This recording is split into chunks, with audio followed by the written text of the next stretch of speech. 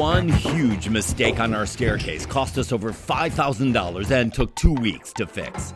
15 years ago, my husband and I bought a 3-story, 150-year-old Brooklyn townhouse with one apartment on each floor that we rented out while we saved up money for our renovation. Inside, there were 2 original staircases that took us up to the top floor.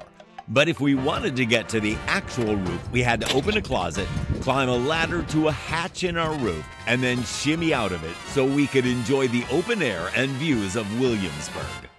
When Sean and I redesigned the house, we kept the rental apartment on the ground floor, and we turned the top 2 floors into a home for us and our daughter Grace. Plus, we wanted a much better way to get to the roof. So our architect designed a new staircase that leads from the bedroom level up. While Sean is on the ground floor stripping the paint from our first staircase, on the next floor up in our living room, Hector's prepping the 2 side stringers for the new staircase. We've decided to have an open riser or floating staircase up here at the top because we've got a side window and a skylight above it, and keeping the risers open allows the sunlight to filter through. Once the temporary stairs are removed and discarded, Hector and Jonathan gather all the new pieces on the 3rd floor and begin to puzzle it together. Each step, or tread, is glued into place and the entire staircase is clamped while it dries. Once dry, it's time to move the stair into position, reaching from the lower platform under the window to the high platform under the door to the roof. Now they just have to have their math and measurements right. But something's not right. With the staircase up, the base of it isn't hitting the platform correctly, so they're trying to recut it so they can adjust it. Not only is it too short to reach the platform, but the angle of the stairs makes it way too steep. One easy change they can do to make the stair less steep is to do a triangular step on top of the platform, which will raise the bottom up and reduce the angle. But that means none of the steps they've built would be level anymore, so it has to be remade. All of the work they did to make the side stringers has been wasted, and now they have to be trashed. But they can rescue the white oak treads. Each piece now has to have the glue taken off and be resanded smooth again. With updated and hopefully correct measurements, Hector begins cutting out the new openings where the treads will go. We've now spent more than 2 weeks and $5,000 worth of labor and materials to rebuild the staircase, and it's about to go up, so we're holding our breath that it works. I'll be in paradise where 3 steps every day. On our second attempt, Hector begins by setting the new triangular step in place, gluing it down, and then screwing the top on. Getting this big monster up in place is going to take a lot of room, so they clear away the lower stairs, and Luis joins the guys to carry the load. The stairs are already notched at the top, so they need to lift it up high enough to reach the upper platform where it'll hold tight. It's a crazy angle to try and manipulate the stairs into, and our ceiling up here is already 10.5 feet up, and the platform is another 2 feet above that. And with one final push, they've got it. With the top of the stairs in place, they now need to lift the base up above the new triangular step because it has to sit on it. Jonathan has to climb up to lift the top even higher so that the bottom can be shifted.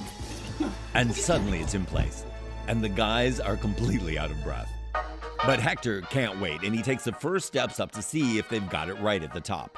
And it's sitting exactly where it's supposed to. Next, in order to make each of the steps appear chunkier, Hector creates a small sample of a 3-sided box that'll fit under the actual tread. Once he's determined that he's got all the beveled edges matching up, the underside of each of the treads now gets the support structure. It's a little frame around the outside with 2 ribs across the middle. And when the first treads are glued and nailed together, they look fantastic at just over 3 inches thick.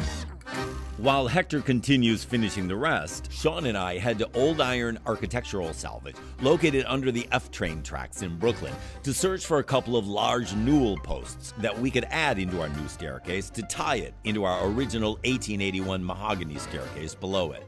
Way in the back, we end up hitting a treasure trove of options and come home with a few beauties that should work. 3 new posts. Each one of them costs just $25. Sean strips back the 100 years of paint so we can get a fresh start on them and determine if any of them are mahogany, which would match our main staircase, but they're not, unfortunately, which is fine. Oh, the newel posts. We ordered 4 smaller newel posts in a similar style to the ones we have. These will be on the side of the first steps and landing. Made in Brooklyn. To save some money up here, we are not having custom mahogany newel posts and railings to match what we have downstairs in the living room. All of the newel posts, balusters, and railings up here will be painted the same black we're using on the spindles downstairs, and that'll tie it all together. Just give them a light sanding. Your wish is my command. And yes, I do occasionally come out from behind the camera to help. We give them a coat of primer and move on. We chose candlestick-shaped balusters for all 3 floors of our staircase, and Teddy paints them all top hat black, along with the vintage newel post that Sean stripped back. Our Stairmaster Z begins working with the 4 thinner newel posts to position them correctly, as well as the hefty vintage post. He slices one in half so it can sit flush against the wall, and then the first bit of hand railing can go up. Then he begins to fill in underneath with the painted candlestick balusters. Using a laser, Z makes sure each of them is perfectly in alignment with the others, and then both glues and nails them into place. Up on the top section, the balusters go in very quickly, but he's not gluing or nailing these in yet because the side stringers of the staircase still have to be primed and painted black. With everything finally done, we invite state-of-the-art wood floor gallery over, and they begin sanding all of the floors and stairs in the house. We have 2 fixtures we ordered from Shades of Light. We have the larger Adrian light above the landing, and we have the Shades of Light Veritas wall fixture on the bulkhead, which we've painted a dark green. We added a couple of pieces of art, this photograph of a swimming pool from above by Brad Walls, a reclaimed wood sculpture from our Asbury Park friend and artist Denis Randall, and across the room are portraits of the 3 of us by our Australian friend Adeline Hunter. And with that last touch, our staircase to the roof is finished, and we're as happy as can be that this is how we get to our roof, instead of how we used to get up here. Unfortunately, we've had to postpone our roof deck and garden for the moment while we save up more money. But until that happens, we don't need a deck for us to come up here and enjoy the views of the city and be proud of how far we've come from needing a ladder and a hatch to get to the roof.